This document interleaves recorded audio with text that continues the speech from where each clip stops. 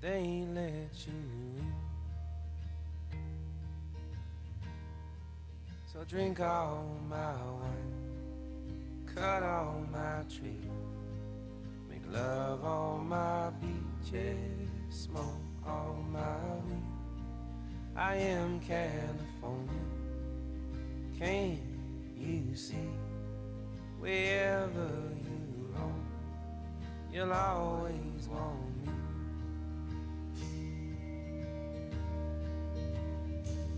And we struggle with our love, we don't know what to let in, 'cause the new ones pay for the old ones' sins.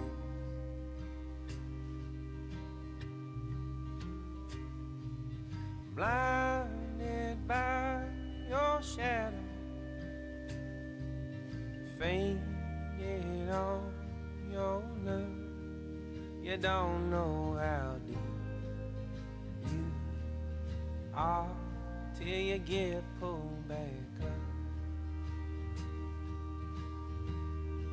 So drink all my wine, cut all my trees, make love on my beaches, smoke all my weed.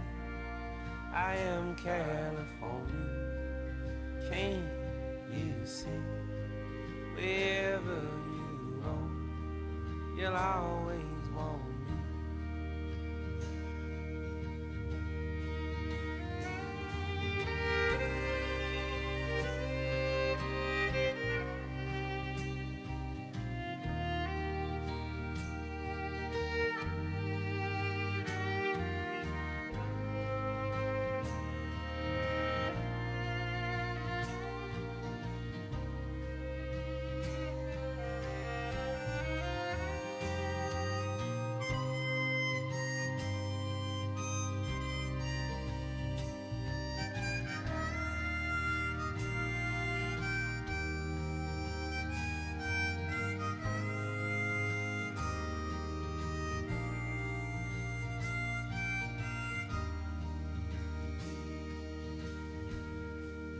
Drink all my wine, cut all my trees, make love on my beaches, smoke all my weed.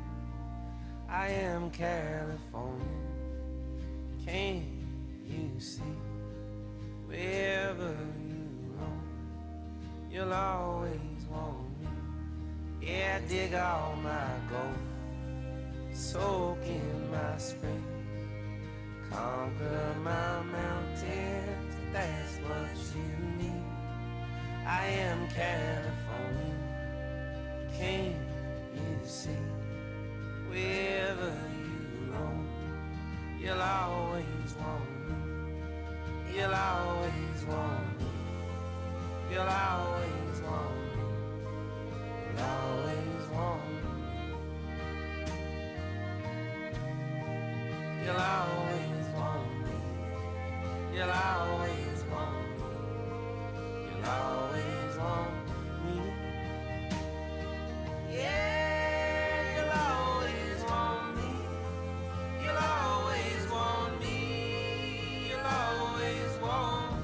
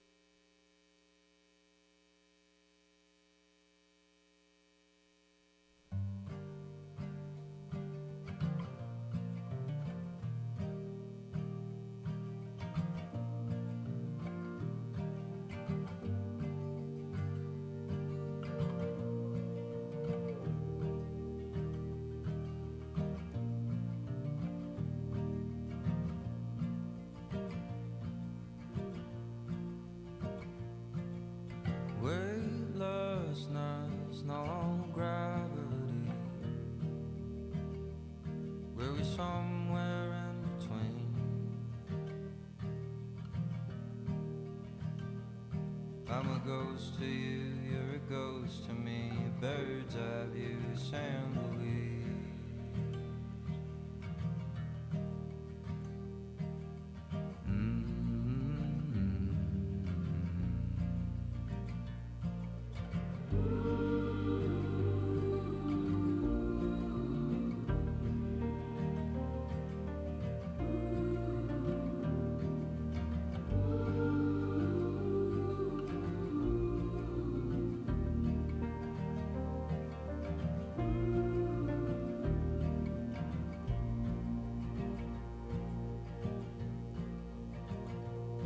Oh, highway boys are all sleeping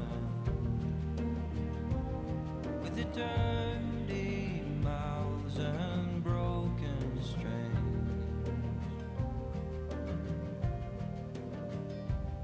Other eyes are shining like the sea for you, the Queen Chandelier.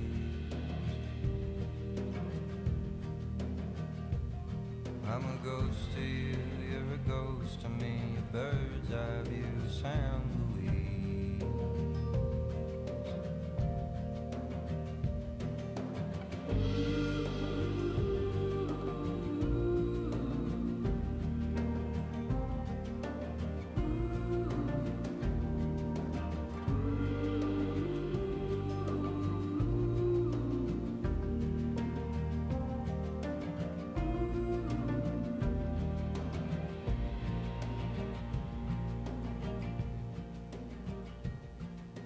Cutting through the avenues.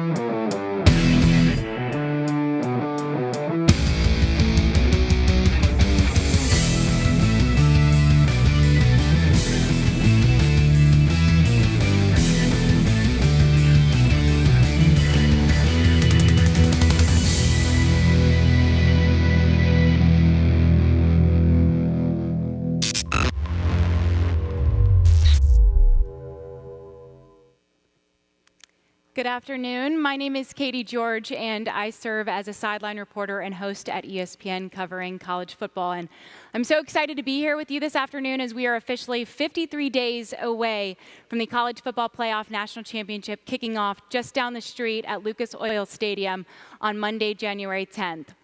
And while the national championship will certainly be the big event of the weekend, the CFP and the host committee here in Indianapolis have been working tirelessly for almost 2 years to create an incredible weekend of activities, from concerts featuring A-list performers to converting the Indiana Convention Center into a 300,000 square foot college football theme park, to celebrating teachers nationwide. January 8th through the 10th is going to be unforgettable. And the best part about it is you don't even need a ticket to the national championship to make lasting memories here in Indianapolis for what will be the first ever college football national championship here in this great city. And I know everybody wants to know who the A-list performers are going to be, but before we get into that and before we get into the football side of things, we'd like to share one of the priorities of the CFP, and that is making a positive impact on its host community, one that will last for years well beyond the football game being played.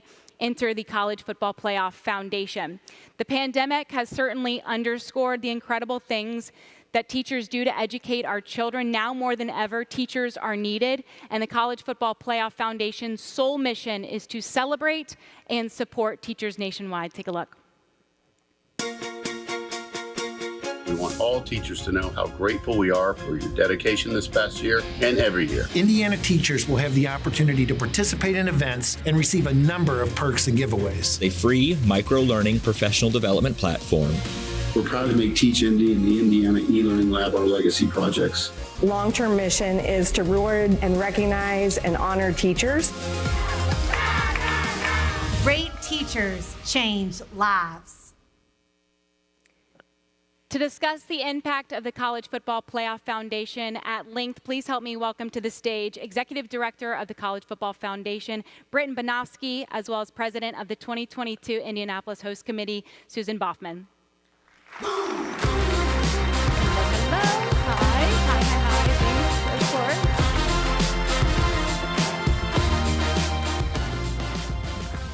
Now, Britton, I know that we are turning the final curve here in terms of this event being hosted in just a matter of weeks, but can you take us back to the very beginning and how this was all created in terms of the College Football Playoff Foundation as well as Extra Yard for Teachers? Sure. Well, when the CFP was born on the backside of the BCS, and no one really liked the BCS very much, but everyone loved the College Football Playoff, we talked about it and decided to embed a community investment element. You know, the game was going to go from site to site, and it just made sense that as it moves, that we do something really special in those communities.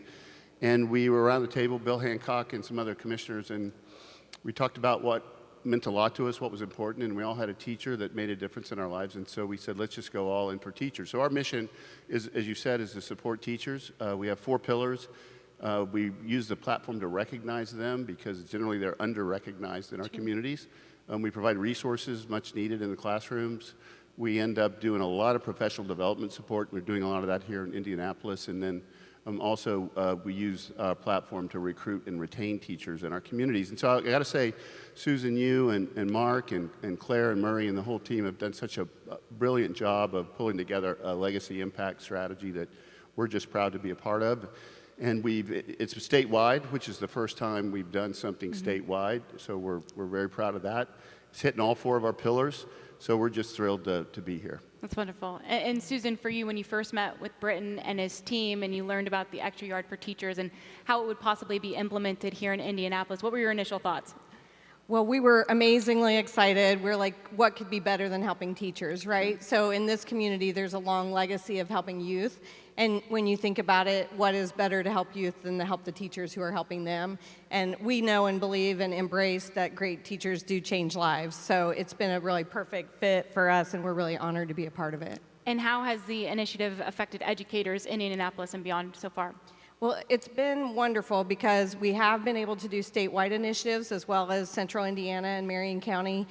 We've had great participation, and we've been able to do a lot of things from the rewards component that Britton talks about to providing a digital learning lab, doing job fairs, creating recognition programs for teachers, and hopefully inspiring other people to want to become teachers in the future. Yeah, absolutely. We could definitely use some more teachers. I know that for a fact. The Indy Impact Strategy includes a focus of retention of teachers, as you both just mentioned, through the provision of resources and recognition of great teachers. So we're pleased to be joined by a teacher who's been impacted by the Foundation's work here in Indianapolis. There's no better way to tell the story, so please help us in welcoming K-8 computer science teacher at Cinch Charter School, Melissa McCullen.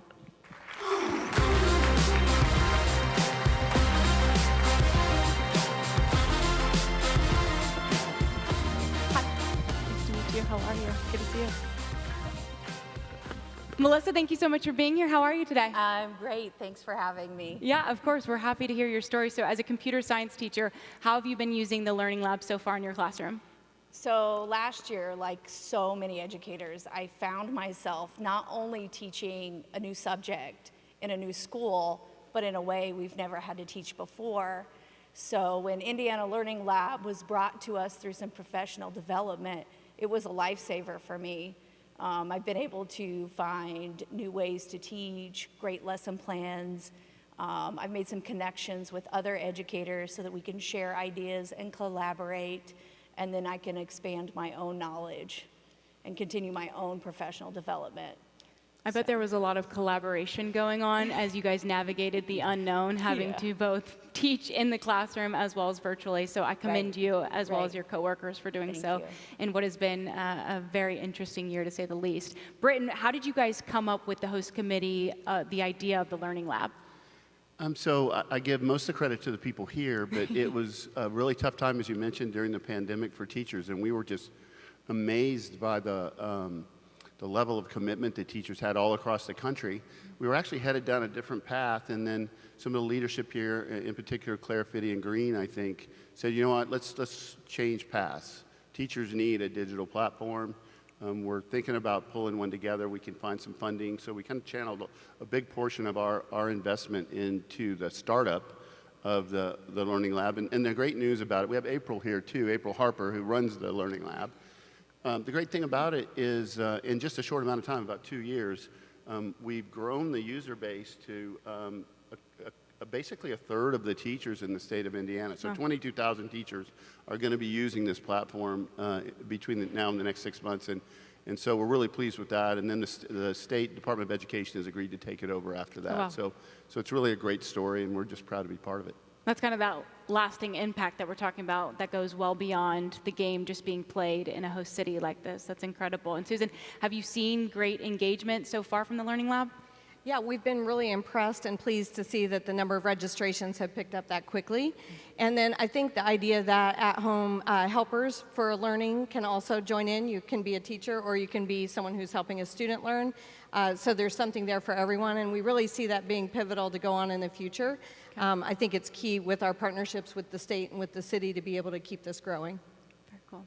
Well, we appreciate your time, Melissa. Thank you so much. We've got a fourth grader here from Victory College Prep, Amir Thompson, that we would like to invite up to the stage.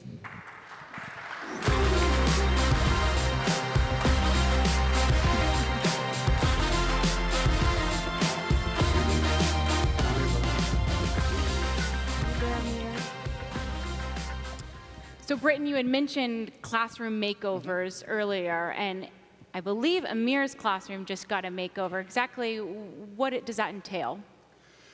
So we started this a long time ago, and we've done about 60 of these, but we go into a school in partnership with the host committee oftentimes, and we find an old library that's tired and it doesn't have technology, and we reinvent it. We remake the space so it's innovative and it's a really great environment from which to learn. And it was my pleasure to be at Victory Prep a few weeks back, and it was my pleasure to meet my friend Amir here. Amir, what did you think of the makeover of the Media Center at your school?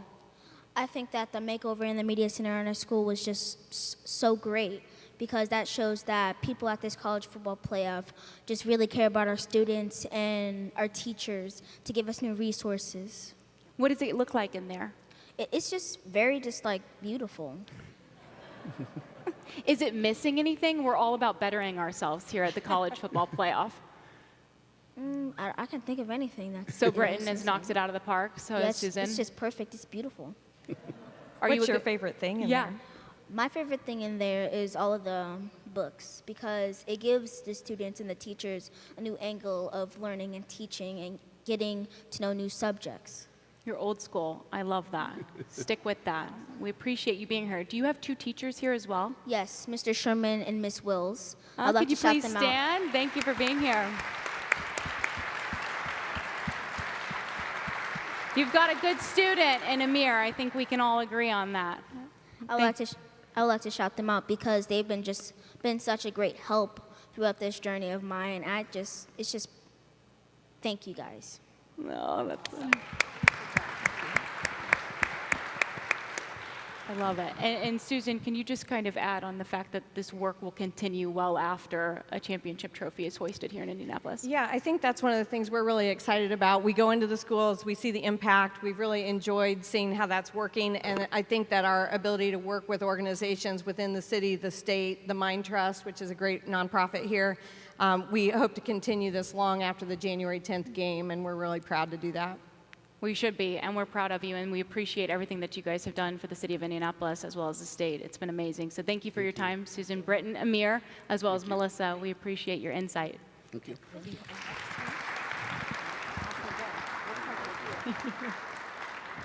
Yeah, of course. We'd now like to welcome two guests who have been fairly busy over the last few weeks here. Executive Director of the CFP, Bill Hancock, as well as Chair of the 2022 Indianapolis Host Committee, Mark Howell.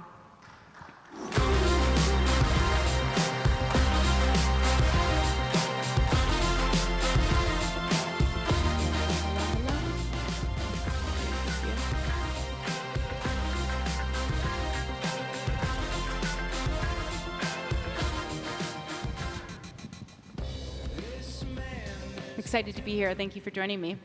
Hey, Katie, thank you for being here. Of course, of course. I know that there's so many factors that go into choosing a host city for the CFP.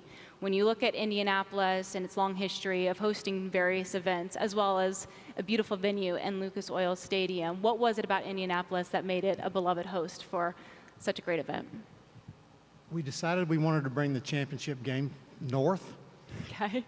And Indianapolis was the obvious place. It checks all the boxes. Great facilities, great volunteer base, great people. They know how to do big events, and we've just been delighted with everything so far, thanks to Mark and Susan and all their colleagues. Yeah, absolutely. Mark, how does this event differ from others that you guys have hosted in the past? Yeah, I mean, we're very fortunate to live in a city that's known for hosting great championships, but this is first, bringing a college football championship here. And we understand how different it is, the fact that we're going to be in a northern city. We're the first non-bowl city to host that. But looking back on our experiences with the NCAA championships, with motorsports, with the Super Bowl, we can draw on all of our experiences and expertise from those events. And then with a really innovative host committee and a lot of new ideas, create things that are super special. You know, one thing that I'll give you a little bit of a glimpse in, you know, we've got some really unique wow factors intended with lighting. And we're going to do a lot of special things at night. And so we're going to do things that people all over the city are going to be talking about the next morning that you're not going to want to miss. So we've got special things planned. Very exciting. Katie, I'll say this. I had, Indianapolis has hosted 8 men's Final Fours, and I've been to all 8 of them. Have you really? Yeah, and everyone's been memorable, and that's what it's going to be like with CFP as well. Absolutely. Was the roof a factor at all? Well, the roof helps. Thank you for putting the roof on, Mark. I figured I think our chances of being selected as a host city would have been much smaller had there not been a roof on Yes, Lucas it would have been Oil. mighty cold. And the unknown thing is that in the bid, Mark signed for this that the high temperature will be 60 degrees on game day. Okay, you can confirm. I love that. Absolutely. That's good. Well, Tuesday night, the College Football Playoff Committee released its 3rd set of rankings. We're going to throw them up for you. Not a whole lot of movement, Bill, this week in the rankings. You still got Georgia, Alabama, Oregon, Ohio State in the top 4. Cincinnati, as well as Michigan, are on the outside looking in. Week 2 had some fits, obviously, because you guys put Michigan ahead of Michigan State, which ruffled some feathers within my company at ESPN, but I think the committee has done a really nice job through the first 3 weeks. You know, what have you thought of the job that they've done, and what's impressed you about the product that's been on the field so far this season? Well, it's been a great season. First of all, how cool is it to have college football back, fans back? This time last year, we were just getting ready to have our first ranking because the season had just begun. So it's great to be more back to normal. The committee, these are 13 intelligent, high integrity football experts, and they start all over every week, which means that they don't pay attention to what rankings they had people last week. Okay. So it's a clean sheet every week, and they rank them as they see them. They watch anywhere from 10 to 20 games each weekend themselves. I hate to tell you this, but they have a deal where they can watch games, cut down versions of games. Could I get a couple of those cut down? Yeah. Your company's not going to like this because they cut out the sideline reporter commentary. So sorry about that. It's all my hard work. Nobody cares. But they can cut out. Committee. They can cut out commercials, cut out time between periods, and watch a game in 40 minutes. well, if they're watching 10 to 20 a week, I hope it would be cut down. You've got 7 new committee members. How have they done throwing themselves into what is a really hard job in narrowing it down to just 4 teams? The 7 new members have been great. We told them they're not going to be freshmen for long. Okay. The first week they were redshirt freshmen, and now they're sophomores. We meet with them 3 times during the off season to get them prepared. But they're football experts, and they've been following the game for a long time. It's a great honor to be on this committee. It's one of the most prestigious committees in all of college athletics, and we're honored to be able to work with them. Yeah. Mark, I know it doesn't matter which 2 teams end up in Indianapolis. You're going to be excited about hosting them no matter what. What are you most looking forward to in hosting 2 great teams? Well, it doesn't matter. I trust the selection committee completely. As a Notre Dame grad, if they bias towards Notre Dame, I wouldn't be disappointed in that. But there's an outside chance. But we're super excited, for the student athletes, for their families, for the fans that are going to come here. We're going to show them a spectacular 3 days of a football festival, a championship campus. And from Indianapolis's perspective, whatever those schools are, they're going to each send tens of thousands of people into our city. And we can't wait to show off our city, demonstrate our Hoosier hospitality. And when they leave here, talking about what a tremendous experience they had while they were here. Yeah, they're going to make so many memories through January 8th through 10th, and I know I'm very excited, and there's plenty to do and see. So I'd like to kind of walk through the many different events that fans and citizens of Indianapolis will get to experience during that weekend. And if you're wondering, what is the Playoff Fan Central? Well, it's a free 3-day family-friendly event at the Indiana Convention Center featuring games, youth sports clinics, pep rallies, and exhibits celebrating college football and its history. And so, Bill, what can fans expect when they walk into Playoff Fan Central? Fun, energy, focus on college football. People here have been to the NCAA Fan Festival. They went to the Super Bowl Fan Festival. This is the same and yet a strong focus on college football. It's a blast. I love going to it myself. Yeah, it's got a great energy, and I love seeing all the different kids throwing the football around. Some tackling here and there, but it's a physical game. We appreciate that. It's a really cool event. So I would tell folks, come downtown and enjoy it, enjoy yourself, walk around, soak it all in. 2 other events that you can partake in is the Extra Yard 5K and the Taste of the Championship, both supporting the College Football Playoff Foundation's Extra Yard for Teachers platform. So the Sunday prior to the national championship is always a great day because you start with a nice brisk run to work out all the calories. If you're like me, it would be a leisure walk. And then you don't feel so bad when you head to the Taste of the Championship that evening. I would like to know, Mark, what we need to do to entice you to get up early and run in the 5K to support the foundation. Well, one of the really cool benefits of being the host committee chair is that I've gotten to go to the previous college football championships. And no matter what city we were in, we did run the 5K, and it was truly one of the highlights, seeing the town from that perspective, seeing the teachers out there, and talk about creating these memories. When you run through the French Quarter in New Orleans at 8 a.m. on a Sunday morning, you can create lifetime memories from that experience. Yeah. So, yeah. So, no, we really do encourage people to come out. We think we're going to have room for about 1,200 runners. We anticipate that it will sell out. We've got an awesome course laid out. There's going to be a lot of fun surprises for the runners. And also, I'll proudly say I think we've got the best swag ever for the runners and walkers. So it's worth 30 minutes of exertion to collect all the goods. And pretty unique for runners who come here from out of town to be able to start and finish indoors. Yep. Yeah, very cool. If running's not your thing, though, and eating is, like me, the Taste of the Championship is a premium dining experience and fundraising event offering local residents and national championship game attendees the opportunity to indulge in gourmet food and drink prepared by local chefs here in Indianapolis. And tickets are already on sale now, so you might want to lock that in. But Mark, is there a specific chef that we should be on the lookout for when we attend the Taste of Championship? I'm not going to narrow it down to one. I'll tell you at 9 p.m. on January 9th, which one was the best. But again, like the 5K, having been to previous college football playoff championships, the Taste truly is one of the most fun events. Celebrating teachers, raising money for a good cause. And one thing that has historically been a well-kept secret that's less of a secret now is Indianapolis is a foodie town. Yeah. So Food and Wine magazine just listed Indianapolis as one of America's favorite food cities. So we're going to have 25 restaurants and chefs, each with their own specialty. So there'll be something for everybody. That's awesome. You can find out more about both the 5K and the Taste on the CFP website right now. And as I mentioned, tickets are already on sale for both. And we'd also like to remind you that there is an Extra Yard for Teachers Summit powered by Get Your Teach On. Registration starts today.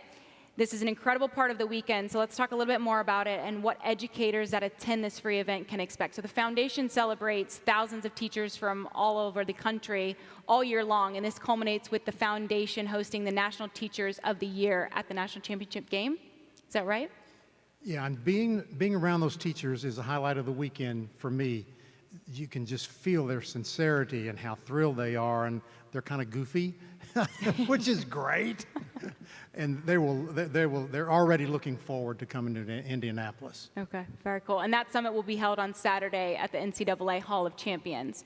And then one of my favorite events, I haven't had a chance yet to attend it live and in person, but I always watch because it's broadcast on ESPN, is Media Day, which I think is one of the most exciting portions of the weekend. It's on that Saturday morning prior to the national championship. As a fan, you can walk around the room, you can listen to different players, you can get to hear from head coaches. They even give you a free radio so you can walk around and you can actually listen in to each guy at the podium wherever you see fit. And there's always, Bill, such a great energy and buzz in that building just a day before we actually get to, or 2 days before we actually get to see the players on the field. It's a unique opportunity to sort of be up close and personal. You're not going to be able to shake hands with the players, but you will be in the stands with your radio, listening to all the interviews. Yeah. And there's some great give and take between the sports writers who are all funny and smart and a little bit on the edgy side, and the players who are all funny and smart and a little bit on the edgy side. So Media Day is a real highlight of the weekend. Okay. And one of your other favorite things about the weekend is music, correct? Okay, well, I want you to tell us a little bit about the AT&T Playoff Playlist Live and the Capital One stage at All-State Championship Tailgate. And this is all happening at Monument Circle. How much is it going to cost the lovely people in this room? How about $0? We love that. Yep. We love free. The concert series, we're going to unveil the talent for the concert series in just a few minutes. I don't know what's more anticipated, the 4 teams or the talent for the concert series.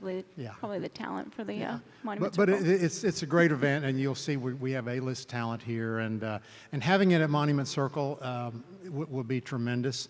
We're going to embrace whatever weather there is, and it's just going to be a great series of concerts. Did you finally get the Beatles to agree to come over to do it? Well, I have a debate with my staff, our staff, many of whom are here, because I keep telling them that I want the Beatles for the act.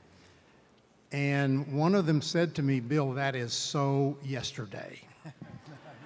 And I said, but I saw them standing there. Okay. How's that? The staff is going like this.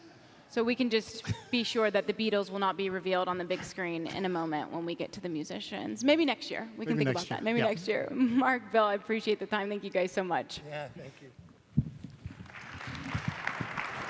Thank you. Thank you. Thank you. Thank you. Appreciate it. Appreciate it. All right, Bill already alluded to it. We're going to reveal the musical acts. Each year, AT&T Playoff Playlist Live and the Capital One stage at All-State Championship Tailgates brings together the biggest names in music to create the perfect soundtrack for the national championship. All of these performers will play on one massive stage that will be constructed right in Monument Circle, and all of the performances, as we said, will be free. The wait is over.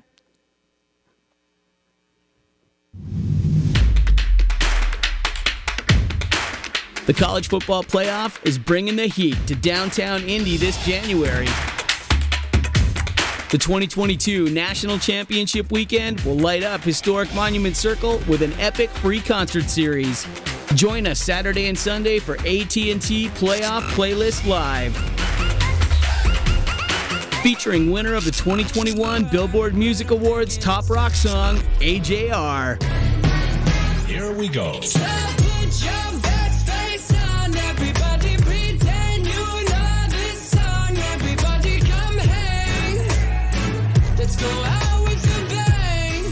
People's Choice Award-nominated New Artist of the Year, Ava Max.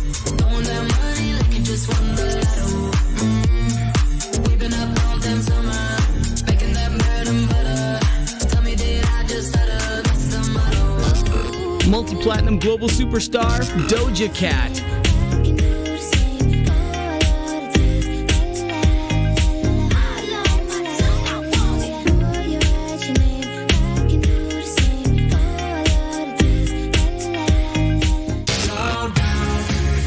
And Grammy Award winner 21 Pilots.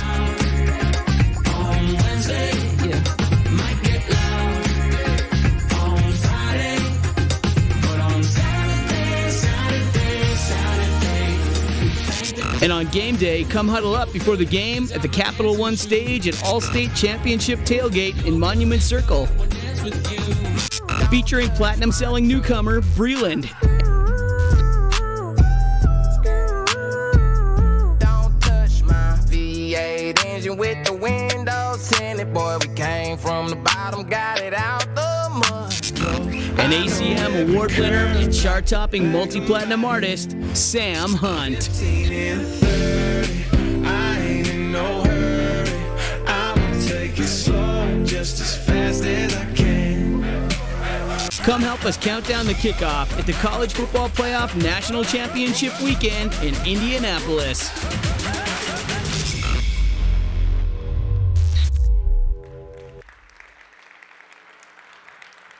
I'm personally a huge Doja Cat fan as well as a Sam Hunt fan, so I will be so excited to be in Monument Circle come January 8th, 9th, and 10th, leading up to the National Championship. We appreciate all of you guys for being here today. We're going to have a reception outside of the ballroom. We would love for you guys to join us, and be sure to follow the CFP on all social media platforms for the latest updates, and if you want to throw in some mean tweets to Bill based on what his committee decides each week as they go through their rankings. Thank you guys for being here. We appreciate it.